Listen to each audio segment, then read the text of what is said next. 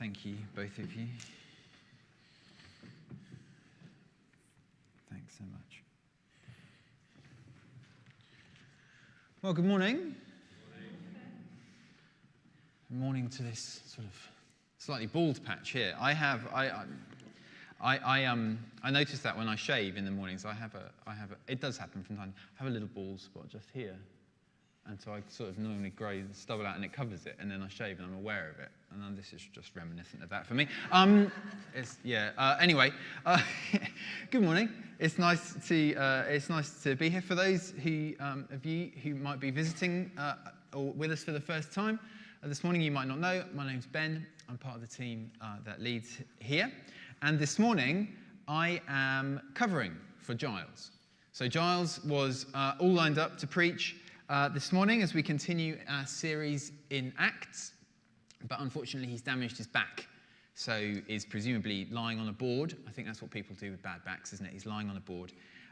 He was kind enough, though, to share with me his notes and some slides. So basically, all the good stuff that I'm about to share is Giles, and the rest of it is me. But we're in Acts chapter 18.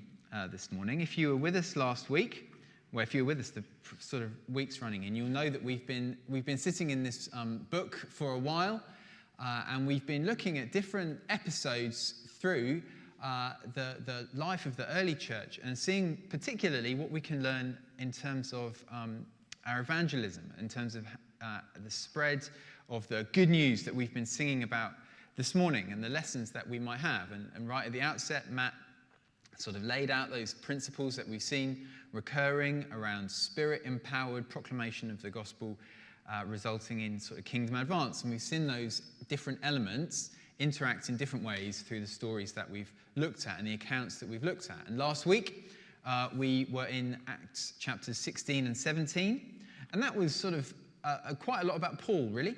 And he was in different contexts, different audiences, different people, and looking at the way that he was preaching and presenting the gospel in those different environments. And I shared a bit about them. You might remember we filled in a table. So effectively, last week was a 32-point sermon.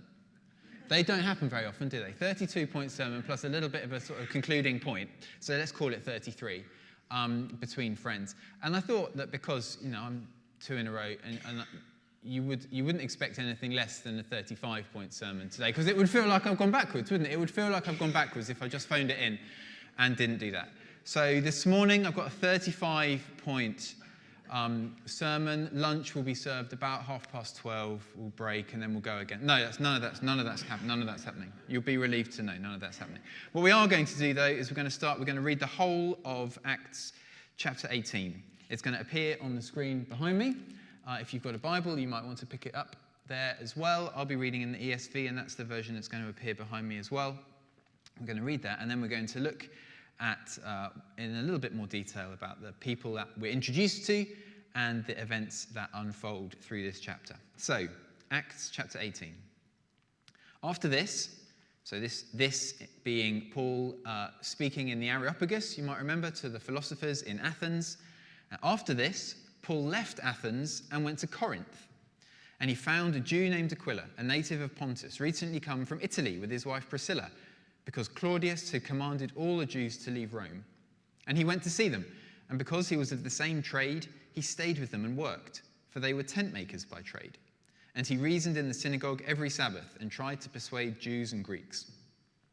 When Silas and Timothy arrived from Macedonia, Paul was occupied with the word, testifying to the Jews that the Christ was Jesus.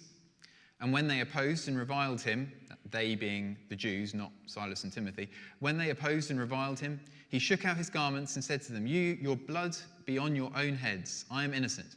From now on, I will go to the Gentiles. And he left there, and he went to the house of a man named Titus Justus, a worshipper of God. His house was next door to the synagogue. Crispus, the ruler of the synagogue, believed in the Lord together with his entire household. And many of the Corinthians, hearing Paul, believed and were baptized. And the Lord said to Paul one night in a vision, "Do not be afraid, but go on speaking and do not be silent. For I am with you, and no one will attack you to harm you. For I have many in this city who are my people." And he stayed 1 year and 6 months, teaching the word of God among them. But when Gallio was proconsul of Achaia, the Jews made a united attack on Paul and brought him before the tribunal, saying, "This man is persuading people to worship God contrary to the law." But when Paul was about to open his mouth, Gallio said to the Jews, "If it were a matter of wrongdoing or vicious crime, O Jews, I would have reason to accept your complaint. But since it's a matter of questions about words and names of your own law, see to it yourselves. I refuse to be a judge on these things." And he drove them from the tribunal. And they all seized Sosthenes, the ruler of the synagogue, and beat him in front of the tribunal. But Gallio paid no attention to any of this. After this, Paul stayed many days longer, and then took leave of the brothers and set sail for Syria, and with him Priscilla and Aquila. I struggled with this word last time, didn't I? I can't pronounce it. Centre, shall we go for? Yeah, let's go for that. Probably a hard C, isn't it? K. Whatever, that place. He had his hair cut, for he was under a vow, and they came to Ephesus, and he left them there, and he went himself into the synagogue and reasoned with the Jews. When they asked him to stay for a longer period, he declined, but on taking leave of them, he said, "I will return to you if God wills." And he set sail from Ephesus. When he had landed at Caesarea, he went up and greeted the church, and then went down to Antioch.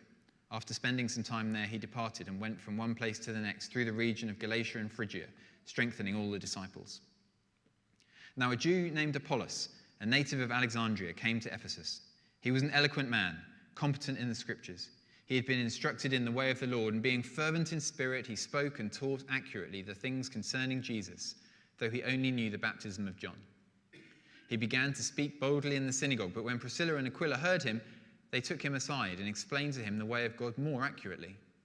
And when he wished to cross into Achaia, the brothers encouraged him and wrote to the disciples to welcome him. When he arrived, he greatly helped those who through grace had believed, for he powerfully refuted the Jews in public, showing by the scriptures that the Christ was Jesus. So from chapter 16 and 17, the majority of that focus being on Paul and Paul's different endeavours. Round and about, we encountered Timothy for the first time. We saw a little bit about Silas. They travelled together for a while, and then Paul went off to Athens by himself. But we looked, I think, at about 8 different sort of gospel presentation scenarios, and Paul was at the heart of all of them. And in Acts chapter 18, this chapter we've just read, we see some new faces appear, and they have a role to play as well. So, if you like, the cast list diversifies a little bit through this chapter as Paul moves from an intellectual hub in Athens to a commercial one. Now, this will be the first of Giles' very, very helpful slides that I'll share with you. He's managed to track down a map. Lynn, if you could put the first slide up, which I think that's the one. This is a map of the first century Mediterranean world, which I think you can see reasonably. You can't really see the countries, can you? But you can see the places, names. So that's quite useful, isn't it? So we're in Corinth. We're going from Athens to Corinth, and we can zoom in, I think, on the next map and see it in a bit more detail. There you go. So, as hopefully you can see, Corinth sort of sits on isthmus, I think the word is. That's a word I didn't learn in GCSE geography. But it means a connecting bit of land between mainland Greece up to the north there, top left of the diagram, and sort of hidden by that word Achaia, the peninsula. And Corinth sits there. And as such, it was a really sort of strategic trading hub, major commercial centre. And they had a little sort of slipway there. It became a canal, but a little slipway that meant that goods could get across from this sort of body of water near where it says Crete up that way without having to go all the way around. Without having to go all the way around the peninsula. So it saved a sort of 200-mile trip. And in that way, it became a very, very sort of prosperous commercial centre. So Paul's gone from an intellectual hub in Athens to a commercial sort of hub in Corinth. And he's speaking there. And as I say, we have sort of through this passage, I think, I've sort of identified 6 sort of episodes, if you like, 6 little encounters. So we meet Priscilla and Aquila. We have Paul's encounter with the Jews and then the Gentiles. We have an encouragement that he receives from God in a vision. We have his appearance before the Roman authorities, onward journey, and then we meet Apollos. So 6 sort of episodes, but I think hopefully we'll see as we go through this morning that there's a common thread underlying all of them. I've called this talk this morning, I've referred to it as Together on His Mission. And hopefully those 2 sort of elements, the together on his mission will come through from what I'm going to share for these few minutes. So we're just going to look at those sort of episodes separately, and then, as I say, look at what we might be able to see as an overarching point. So the first people we meet at the beginning of the chapter are Priscilla and Aquila. They're a couple who are in Corinth because they've been kicked out of Rome. So the Roman, the governor there, Claudius, has commanded that all the Jews leave Rome on account of a sort of insurrection, which, depending on the sort of the historical accounts, may be to do with sort of the Christ followers among the Jews, but for one reason or another, they've all been sort of sent out. And Priscilla and Aquila have found themselves in Corinth, where they've set up as tent makers or sort of leather workers. And they, Paul, as he comes across, he meets them, and they give him both a place to stay and a thing to do, a thing to set about doing. As he says, that they were of the similar trade. So they worked together in a leather goods tent-making occupation. And this is quite significant. We see Paul refers to it subsequently in sort of subsequent letters. He talks about how he worked to sustain himself. When he writes to the church, he says, "You remember, I was not a drain on you, we sort of supported ourselves." And this is what he's referring to there. Yes, next to Giles' very helpful maps. Can you see that? Excellent. The blue line at the top left there. Thanks for this, Lynn. I'd forgotten this one. So Aquila and Priscilla, around the year sort of 49, 51, period of time, they moved from Rome down to Corinth. Paul down to Athens, as you remember, and across to Corinth, and that's where they meet. So Priscilla and Aquila give Paul somewhere to stay and somewhere to work. And we discover also that the church meets in their house. So this is a pretty significant couple at this stage. It's significant in the life and growth of the early church. They are partners with Paul in his gospel work, and then we know also that they hosted a church in their house, because we see later on it's referred to in the greetings that Paul sends in his letters to the Romans and to the Corinthians. You sort of get this point. And then they travel with Paul to Ephesus, which I think is a subsequent map. I remember this one, where they stay and they meet Apollos, and they help Apollos understand more accurately before ultimately, there you go, so that's blue line, Aquila and Priscilla, moving from Corinth to Ephesus. Likewise, red line, Paul doing the same before Paul travels on to Jerusalem, and then they all ultimately they head back to Rome when they're allowed to. In due course, but that's, I think, a later map. So this is a really significant couple that we're introduced to. We don't hear much about them beyond sort of, as I say, greetings in subsequent letters, but this is sort of their chapter, really. But they're very significant for Paul in the 18 months that he spends in Corinth, and then his onward journey to Ephesus. They support him, as I say, in giving him a place to work and a place to live, and in being hospitable to and welcoming and housing the local church. And then their interaction with Apollos we'll come back to. So they're the first people that we meet. The first sort of episode in here is this encounter with Priscilla and Aquila. But then it talks onwards about Paul's engagement with the Jews and the Gentiles. Now, you might remember that he has a pattern when he goes to a new place, Paul, which is to head straight to the synagogue and to reason with the Jews. And he does the same here in 18 and verse 4. He reasoned in the synagogue every Sabbath and tried to persuade Jews and Greeks. And he's doing that when Silas and Timothy arrive from Macedonia. And he, again, as we saw last week, the response to this is mixed, depending where he goes. It was pretty good in Berea. It wasn't so good in Thessalonica. Here it doesn't seem to be too positive, because it says in verse 6, when they opposed and reviled him, he shook out his garments and said, "Your blood be on your own heads. I'm innocent. From now on, I will go to the Gentiles." And he left there and went to the house of a man next door who was a worshipper of God. So very sort of obviously, in a small moment here, you have the sort of micro example of the bigger sort of shift in terms of the gospel being offered first to the Jews and then to the Gentiles. And Paul does just that. Goes and then just goes next door to somebody else's house and begins to preach to the Gentiles. But in fact, that reception from the Jews maybe not as negative as it first seems, because the synagogue ruler, Crispus and his whole family come, believe, and are baptized, and a number of other men and families in Corinth. Many of the Corinthians, hearing Paul, believed and were baptized.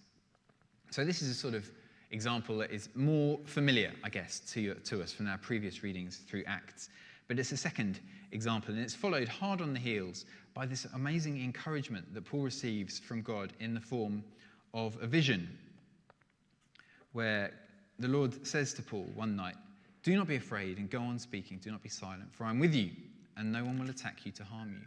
For I have many in this city who are my people."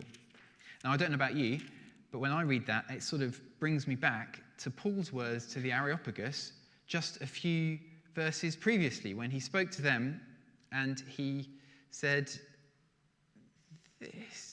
So this is Paul speaking to the Areopagus, and he says, "And he, God, made from one man every nation of mankind to live on all the face of the earth, having determined allotted periods and the boundaries of their dwelling place, that they should seek God and perhaps feel their way towards him and find him. Yet he is actually not far from each one of us." So Paul said that in the Areopagus, that God has placed people in particular locations at particular times for a reason, that they might come to find him. And that's sort of confirmed for me by the vision that God gives him. "Take heart, keep on going, for I have many in this city who are my people." And sure enough, Paul takes heart and he remains there 18 months. So there's sort of 3 episodes, and there are 3 more, and then we'll look at that sort of common thread. So Paul has arrived, he's met Priscilla and Aquila, he's set up shop, literally and metaphorically, with them, he's living with them, he's working with them, he's paying his own way.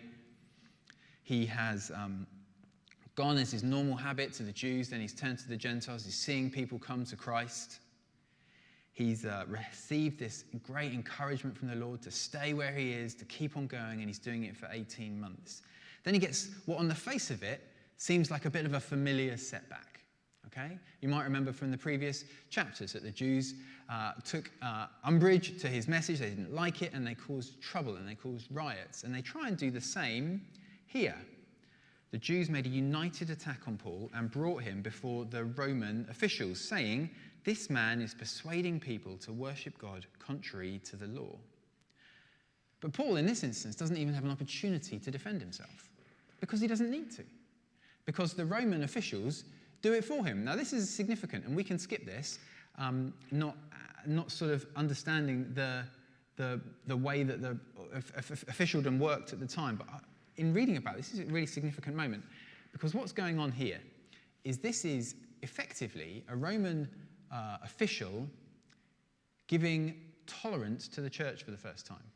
Okay, so Judaism was an authorized religion in the Roman Empire. Strictly speaking, there was meant to be no one other than Caesar, but they sort of let Judaism get on with it. It was an authorized religion, and they just sort of let it go.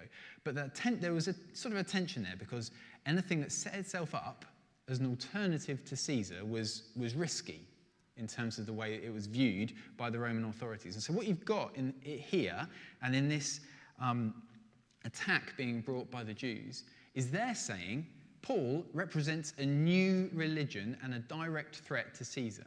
This is a new thing. It falls outside of the cover of Judaism as an authorized religion. It's a new thing. It's a threatening thing. He's saying new things, and he must be dealt with accordingly, because he's setting up a religion, a system of practice and belief that opposes Caesar. And you might remember that from that was a core argument previously as well. When they cause trouble, they say, this is what's going on. And in this instance, Gallio says, no, it's not new. This is a variant on Judaism. This falls under that basic cover. Judaism is a tolerated, an authorized religion, and what you're bringing me is just differences on a theme. And so we're happy with that, so actually we're happy with Christianity. And it's not like a once-for-all statement, but it sets a precedent, and in the words of, I think, N.T. Wright, it gives the early church some breathing space, right, as it's establishing. It's got some breathing space now. A precedent has been set. The Jews have brought this challenge, saying it's setting itself up in opposition to Caesar. And the Roman official goes, no, it's fine. You just You can just get on with it. And so this is a really key moment, and it's an almost immediate, for me, sort of fulfillment, in a sense, of the vision that Paul has had. Keep on going. No one will attack you to harm you, for I have many in this city who are my people. And sure enough, there's an attack, and Paul doesn't even need to open his mouth to defend himself because the Roman governor does it for him and says this is fine. Paul then heads on initially with Aquila and Priscilla to Ephesus. Then he has an onward journey from there, encouraging the church. And we see, and I think we've got a map for this one, please, Lynn. Next one, I think, please. Here we go, right. So what you're getting here is this is our sixth and final sort of episode, if you like, in this, which is the arrival on the scene of a man named Apollos. And Apollos has come from Alexandria, which you can see at the bottom of the screen here, and he's travelled up to Ephesus. And Apollos is an educated Jew. He knows his scripture. He speaks powerfully. In fact, when you hear him described, there are shades of Paul in that description, aren't there? Convincing and arguing with the Jews that Jesus is the promised Messiah. And he travels up to Ephesus, where he meets Aquila and Priscilla. And it's interesting the way his understanding of the gospel is described here. So let me take you to verse 25. Being fervent in spirit, he spoke and taught accurately the things concerning Jesus, though he knew only the baptism of John. Next verse, he began to speak boldly, and when Priscilla and Aquila heard him, they took him aside and explained to him the way of God more accurately. So he already spoke accurately, and he was doing a great and fervent and bold job in proclaiming the gospel. And then he meets Priscilla and Aquila. They hear him and they say, actually, this is a little bit partial in areas. There's a little bit of misunderstanding. It says that he understood that knew only the baptism of John. So that suggests that what he was missing was the experience of the Spirit at work and the offer of the Holy Spirit to all believers that we reflected on a few weeks ago. And so Priscilla and Aquila fill some of these gaps for him. And then he goes on and travels further. And it says he powerfully was greatly helped those who by grace had believed, for he powerfully refuted the Jews in public, showing by the scriptures that the Christ was Jesus. And he has a powerful ministry. And in fact, it's a ministry that causes some in Corinth to sort of put Paul and him in opposition. So you might remember this from the beginning of Corinthians, where Paul is forced effectively to defend his ministry. It says in 1 Corinthians 1, for it's been reported to me by Chloe's people that there is quarreling among you.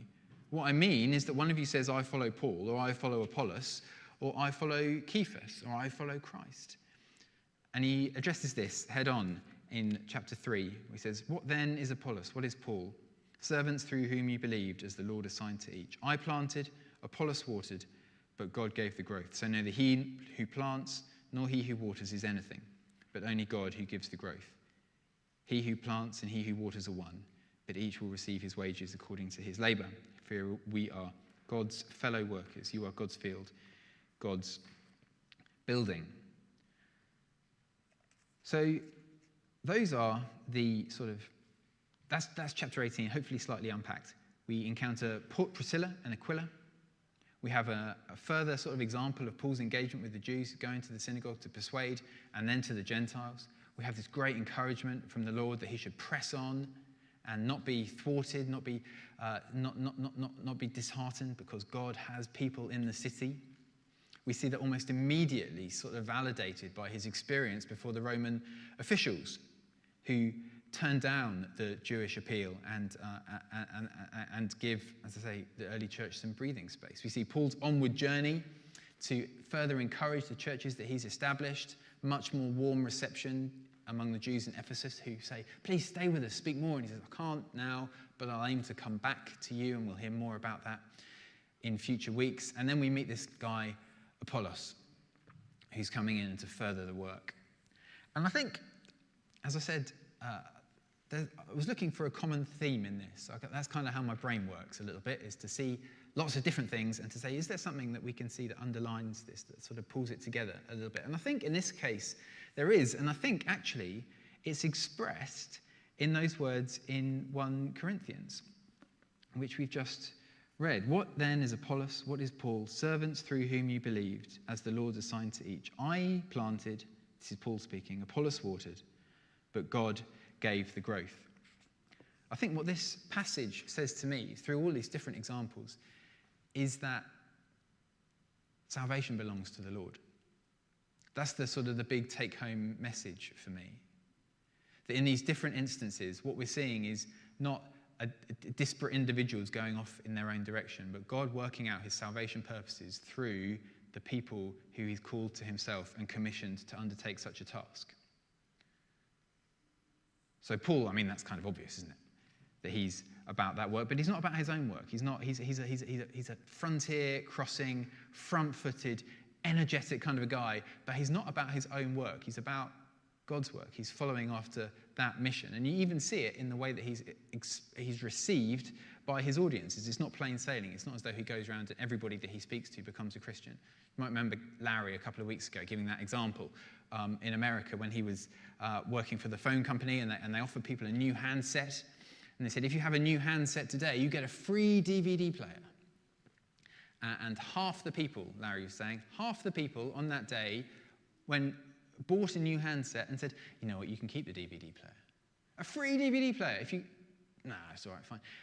We don't control how the gift is received. And that's Paul's experience here, isn't it? But he goes to these different places. In Thessalonica, it caused a riot. In Berea, he was positively received. In Athens, he was taken to the Areopagus to present his message more broadly.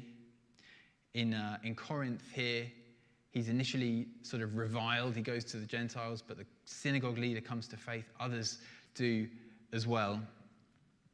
Even in Paul's missionary activity, we see that salvation belongs to the Lord and is his decision, not ours. We see it, I think, in Priscilla and Aquila's example. They are not actually in Corinth by choice. They're not there because they chose to be there. They were there because they were kicked out of Rome by the Roman authorities. Yet, in the context of, as I say, of that sort of promise that Paul has laid out, that we're in the places that we are, among the people that we are, at the times that we are, in order that we might reach out and find the Lord. That he's put us in different places. He's doing it deliberately. He's working out his sovereign purposes. They are placed in Corinth where they meet Paul and they sustain him in work and in housing, and they support him, they travel with him, they support the local church, the church that meets in their houses. He says in his letter to the Romans, as he's sort of leaving personal greetings, greet Priscilla and Aquila, my fellow workers in Christ Jesus, who risked their necks for my life, to whom not only I give thanks, but all the churches of the Gentiles give thanks as well. Greet also the church in their house. So you can see what a significant couple they were in Paul's ministry and in the wider ministry to the Gentiles all around the area. But they weren't there by choice. They were there because God had placed them there, not because they decided, oh, great, we'll go to Corinth. That sounds like a good day out, doesn't it? Because they're forced out of Rome and they were there. It speaks to me of salvation belonging to God, of a God who places the bits together, who moves the pieces, who's in sovereign control of all of it. I think that's comes through in that encouragement that he gives to Paul. I have many in this city who are my people. I'm doing it, Paul. It's not up to you to convince and persuade. I'm at work here. I think it comes through in that encounter with the Roman officials. I have many in this city who are my people, so go ahead. Don't worry about anyone attacking you. And sure enough, the Roman officials effectively give him permission to operate. They weren't deliberately doing that. That wasn't their choice. So Gallus wasn't thinking, I'll tell you what will really advance the gospel if I make this decision, the gospel could really flourish. That wasn't his mindset at all. Yet God uses the secular authorities in this instance to accomplish his sovereign purpose in terms of building the church. So Claudius sends Priscilla and Aquila away from Rome. They end up in Corinth. They meet Paul. Gallus says, Jews, you know what, this is just too much of a headache for me. You're splitting hairs. Just get on with it. and he gives the early church space to operate and to continue. This is God using secular powers, which we often despair of, don't we, to accomplish his purposes and to advance the kingdom. And of course, Apollos, as we saw, watering the seed that Paul has planted, yet God giving the growth. It's not Apollos' work, it's not Paul's work, it's God who gives the growth. And that's so, as I read through Acts chapter 18, and I think about what are the lessons for us in our evangelism, what are the lessons for us in the way that we share the gospel, I think what comes through to me really strongly from this passage, and what I hope something of this comes through to you, is just a real encouragement. An encouragement on sort of three levels, really. An incredible encouragement and reassurance that you are, where you are, among the people that you're around, in the time that you're here, for a reason.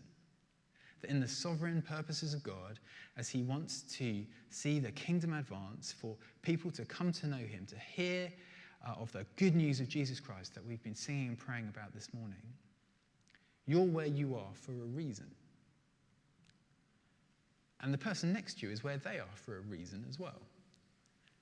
And I think that's hugely encouraging, because it speaks to us of a God who is actively at work and who's including us on his mission. I'm not sort of left out. I'm not forgotten by the purposes of God. I'm not in a backwater.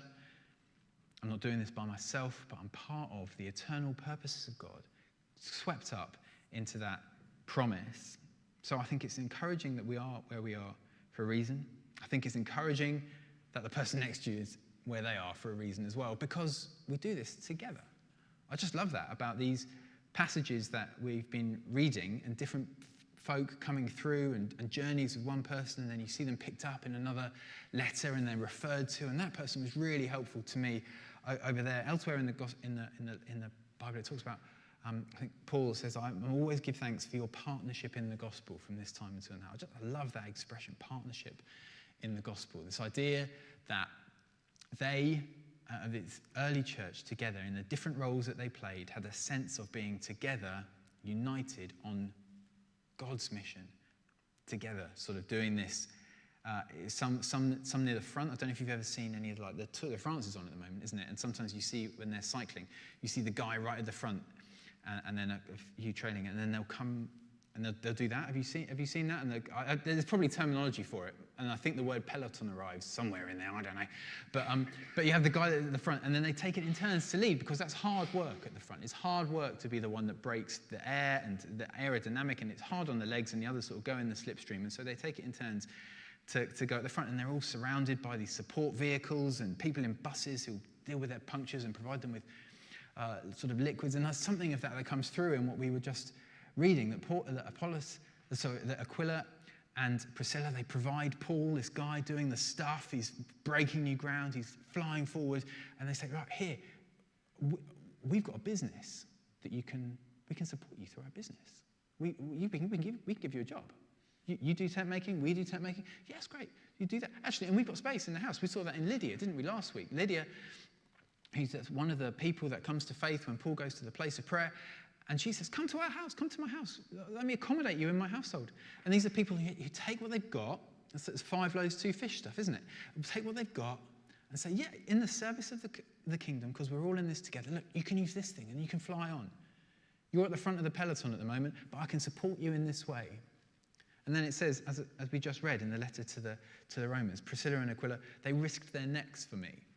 So they're obviously at some stage, their role wasn't just sitting at the back and saying, would you like a job and here's a cup of tea. Their role was something more sort of, there was a season where that was more front-footed, more exposed, more threatened, as they move around and they sort of interact. And I love that with Apollos as well, and Priscilla and Aquila. And he comes and he's this educated man from Alexandria. Alexandria, a center of learning, a bit like Athens in that respect. Real sort of weight, and he was equipped, he knew the scriptures and he was presenting them. And Aquila and Priscilla, who we aren't told are massively sort of clever, well-educated people, but there's something of the humility of that Apollos hears it, and then he hears them say, you're doing really well here, but actually there's a bit that you're not quite getting, and I can share this with you, and then you'll really fly. And there's just something beautiful about a united body of people doing that together, saying, here's the bit that I've got, and here's the bit that you've got. And if we partner up in this, recognizing that I'm here where I'm meant to be in the grace and purposes of God, and you're here where you're meant to be in the sovereign purposes of God, and we can tie up and we can achieve stuff together because we're together on his mission. So it's encouraging because it tells us why we're here, in a sense. The people you're about, the people that you're going to meet tomorrow, the people you're going to go into your offices with, or your schools, or your community groups, or your family groups, or whatever, they're not around you by chance. They're around you in the sovereign purposes of God, who's placed them in your life and you in their life in order that you might be able to share something of the kingdom. It's encouraging because we do it together, because just as that's true for you, it's true for the person next to you, and we can partner up in that.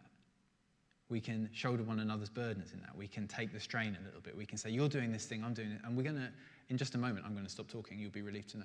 And Mike is going to come and share a little bit about the men's barbecue that's happening on Wednesday. And the men's barbecue that's happening on Wednesday, and the notice that Mike will share, speaks directly to this point of saying, here's some stuff that you're doing. Here's some stuff, here's how I can help you in this. Here's how I can sort of get behind you. Here's how I can partner with you as we take this forward on his mission together. And then the third thing that I found encouraging, as I say, is that God can use people in different ways in the different circumstances of their life. There's not one pattern of evangelism. So Paul and Apollos look kind of similar. They're both really well versed in Scripture. They're both excellent at going on the front foot and debating the Jews and showing them from Scripture that Jesus is the Messiah.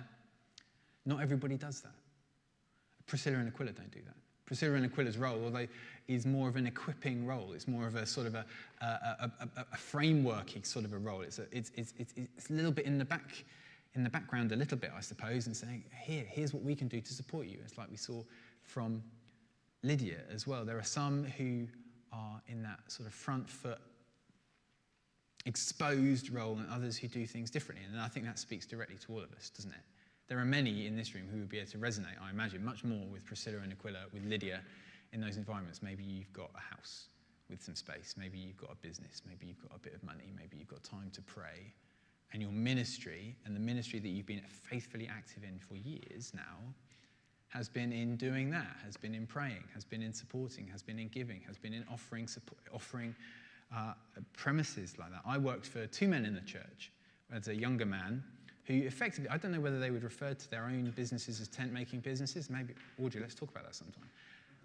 I don't know whether that's how Pete Green would have referred to County Financial as a tent-making business, but he ran this business in the town, and he was very, very generous in the way that he employed people. Ed Rundell did 6 months there. I did 9 months, covered a maternity leave there in a stage of my life where I didn't really know what to do, but it equipped me. It gave me money in my pocket and then allowed me to get on with, at that stage, I was quite heavily involved with the youth work here, and I could do those two things together. And essentially that felt a bit like Peter saying, here's the thing I've got, here's a business that I've got, here's a thing that you can be part of and equip you. I did the same with Graham Coles for about 15 years. And I know others did. Sorry, 15 months. And 15 years, I'll still be doing it now. But a similar sort of equipping sort of role. And maybe that's where we're at. Maybe that's where you're at this morning. So hopefully, as whistle stop, I recognise that. I'm sorry, I tend to be. But from that chapter, through the different examples that happen, I think really I just want us to hear the encouragement from God that we are together on his mission. That we are in this place surrounded by these people for a purpose. Because he has placed us here. Because he's got many people that are his in Beaconsfield. He's got many who are his people in your community. He's got many who are his people in your workplace. He's got many who are his people in your families. I believe that. I believe there's an encouragement from God in that salvation is his business, that he invites us to be part of it, that he puts us alongside one another to do that. But ultimately, as Paul says, it's Paul who watered, Paul who planted, Apollos watered, and God gives the growth. So I think there should be an encouragement for us in that, to go out this week into the things that we're doing, emboldened to know that we're not flying our own flag, we're not charging ahead in our own way, but we're part of the mission of God, and he goes with us, and his purpose is for people to come to know him through our witness, that he's active in it, that he'll equip us for it, and that he's put us alongside brothers and sisters who can help us in it as well. I think we're going to sing again.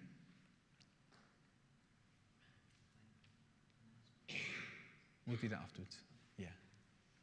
And then I think we're not going to respond collectively in terms of praying or anything, but I think I did feel as we were, and Mike will speak to this a bit in a moment, that there is a response in terms of taking seriously the partnership element of this.